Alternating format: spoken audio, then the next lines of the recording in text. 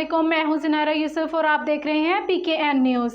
Anti narcotics unit کی لاہور میں بڑی کارروائی، منشیات کی سپلائی ناکام بنا دی۔ سردار طاہر محمود کی رپورٹ۔ Anti narcotics unit Iqbal town نے ملت پارک کی حدود میں کارروائیاں کرتے ہوئے orange train Band road station کے نزدیک سے 2 بین الاضلاعی منشیات فروش اجہر حسین اور مدثر کو گرفتار کر لیا۔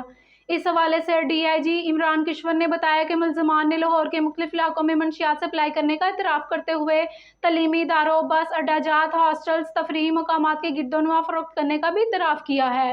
تاہم منشیات فروشوں کے قبضے سے 40 کلو 800 گرام چرس اور 5 کلو افیون برآمد کر کے ان کے خلاف ملت پارک پولیس اسٹیشن میں مقدمہ درج کروایا ہے۔ دوسری جانب کامیاب کارروائی پر DIG انویسٹیگیشن عمران کشور نے DSP مظہر اقبال اور پولیس ٹیم کے لیے تعریفی سرٹیفکیٹ اور نقد انعام کا اعلان کیا ہے۔